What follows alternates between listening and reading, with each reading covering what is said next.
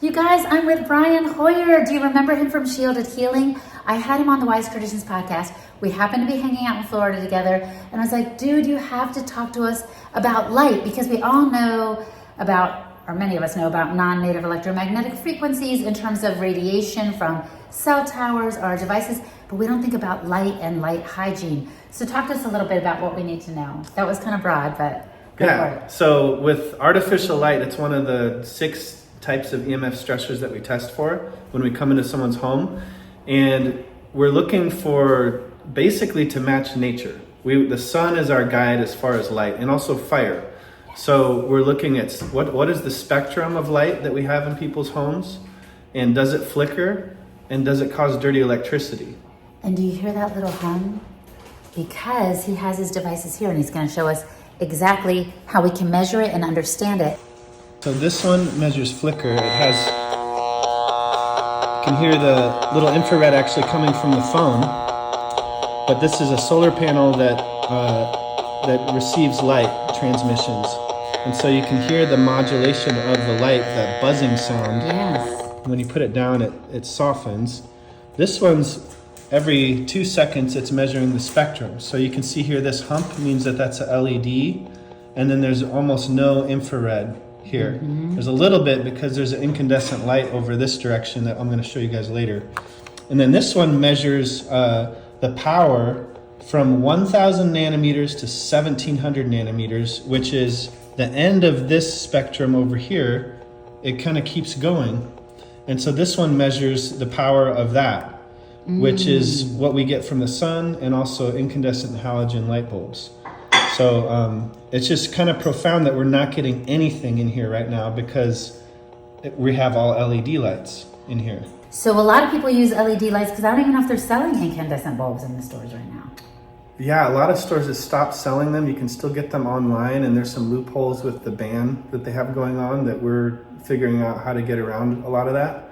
So yeah, you have to have incandescent and halogen combined with healthier LEDs that don't flicker and provide a decent spectrum with lower blue light in the house. Especially, like, you want to mimic the sun. So the sun has a lot of blue light, and blue light is good whenever you have red and infrared together. Right, in combination, the way it comes from the sun in nature, there's a spectrum of colors that work together. But if you just have an isolated light, then it's going to do the damage. Yeah, exactly. Well, let's start measuring around, because I'm excited. What are you going to show us first, Brian? All right, well, you can see the LED lights, you can hear the flicker from all the light bulbs and everything, and you can see that on the right side, that last orange meter is showing 0.0 watts per meter of the near infrared healing wavelengths. So we're going to see the difference between indoor LED lighting and what we find in nature with the sun. Right. Yeah, let's go. Operation comparison, sun versus LED. Get to the window, and you can see the meter on the right starts to go up. The flicker's gone. Yeah. And then we're gonna go around this chair. And then, like, this is in the shade. We're already getting 40 watts per meter squared.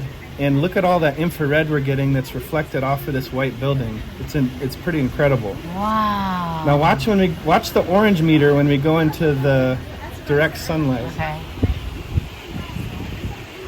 We're getting over 470 watts per meter squared, 480.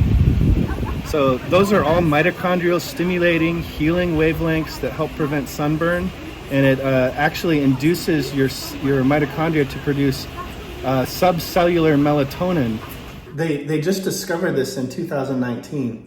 That when your cells are exposed to near infrared light, that the mitochondria actually produces subcellular melatonin, and 95% of your body's melatonin is produced in the mitochondria, and only 5% is in the pineal gland.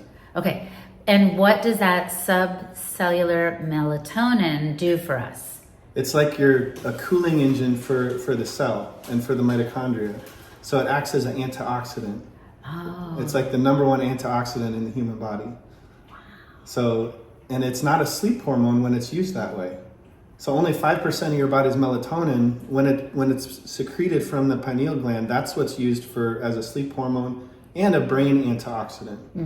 But for the rest of your body, it uses the subcellular melatonin that is produced in response to exposure to sunlight, to near-infrared light, or lights that you can get from, or frequencies that you can get from halogen and incandescent bulbs as well. Okay, this is a regular incandescent light in this light fixture over this dining room table. Yeah. So over here, like when the sensor's facing this direction, you can see that we're getting LED spectrum. Yeah. But we're getting also a little bit of infrared, and that's because there's a incandescent light bulb over here. And if I shift this sensor to the other direction, you can see that it produces all kinds of infrared. And then the same thing with my orange meter. There's nothing over here, but when you come over here, you're getting all of that infrared. Now, remember in the sunlight, we were getting like 480, and we have to get all the way up to the bulb to get that amount, like about an inch away.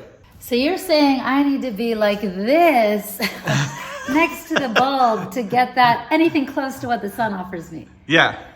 It's Okay. with that wattage. So like if you have the sauna space photon Oh yeah. light, Yeah.